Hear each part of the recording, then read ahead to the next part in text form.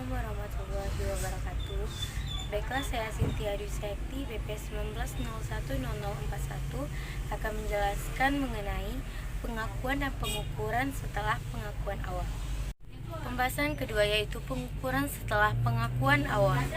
Entitas harus memilih antara cost model atau revaluation model sebagai kebijakan akuntansinya, dan untuk menerapkan kebijakan tersebut terhadap seluruh aset tetap dalam kelompok yang sama. Di mana cost model yaitu setelah diakui sebagai aset, aset tetap dicatat sebesar biaya perolehan dikurangi dengan akumulasi penyusutan dan akumulasi rugi penurunan nilai aset.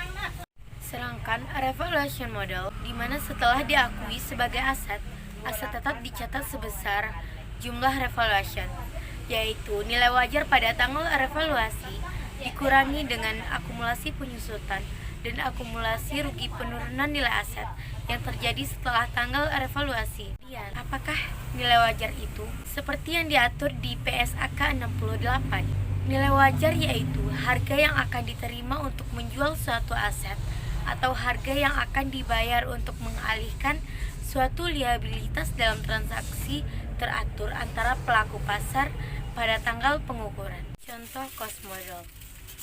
PT Berlian membeli peralatan dengan biaya perolehan 500 juta rupiah pada tanggal 2 Januari 2010. Entitas menggunakan metode penyusutan garis lurus. Pada tanggal 31 Desember, diestimasi terdapat rugi penurunan nilai peralatan sebesar 10 juta. Maka, dengan menggunakan cost model, kita dapat menjawabnya dengan pada tanggal 2 Januari 2010, akun peralatan pada kas sebesar 500 juta. Tanggal 31 Desember 2010, beban penyusutan peralatan pada akumulasi penyusutan peralatan sebesar 50 juta.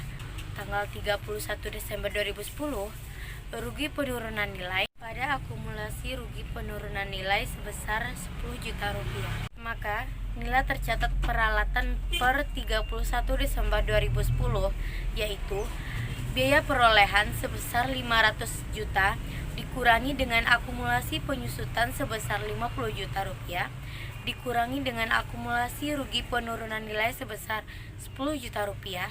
Jadi, peralatan neto sebesar 440 juta rupiah. Kemudian, contoh untuk revaluation model. Peralatan senilai 100 juta rupiah diperoleh tanggal 1 Januari 2012 dengan masa manfaat ekonomis 5 tahun tanpa nilai sisa. Tanggal 31 Desember 2012, nilai wajar aset adalah 90 juta rupiah. Maka kita dapat menjawabnya dengan pada tanggal 1 Januari 2012, aset tetap pada kas senilai 100 juta rupiah. Pada tanggal 31 Desember 2012, beban penyusutan pada akumulasi penyusutan sebesar 20 juta rupiah. Dan tanggal 31 Desember 2012, akun akumulasi penyusutan pada aset tetap senilai 20 juta rupiah dan aset tetap pada surplus revaluasi senilai 10 juta rupiah. Beberapa kondisi revaluasi yang mungkin terjadi. Yang pertama, model revaluasi nilai aset meningkat. Jika jumlah tercatat aset meningkat akibat revaluasi, kenaikan tersebut diakui dalam penghasilan komprehensif lain dan terakumulasi dalam penghasilan komprehensif lain di LPK pada bagian surplus revaluasi. Contoh revaluation model kondisi 1 ini. Aset tetap dengan biaya perolehan 6 juta rupiah dan akumulasi penyusutan 3.300.000 dilakukan revaluasi dan menghasilkan nilai 3.900.000. Maka akumulasi penyusutan di debit dan aset tetap di kredit senilai 3.300.000 dan aset tetap di debit surplus revaluasi di kredit senilai 1.200.000. Yang kondisi kedua, model revaluasi nilai aset meningkat, revaluasi sebelumnya nilai aset menurun. Contohnya, aset tetap dengan biaya perolehan 6 juta rupiah dan akumulasi penyusutan 3.300.000 dilakukan revaluasi dan menghasilkan nilai 3.900.000. Sebelumnya pernah direvaluasi dengan penurunan 400.000. Maka akumulasi penyusutan di debit dan aset tetap di kredit senilai 3.300.000 dan aset tetap di debit senilai 1.200.000 Keuntungan revaluasi dikredit senilai 400.000 dan surplus revaluasi dikredit senilai 800.000. Kondisi ketiga, modal revaluasi nilai aset menurun. Contohnya, aset tetap dengan biaya perolehan 6 juta rupiah dan akumulasi penyusutan 3.300.000 dilakukan revaluasi dan menghasilkan nilai 2 juta rupiah.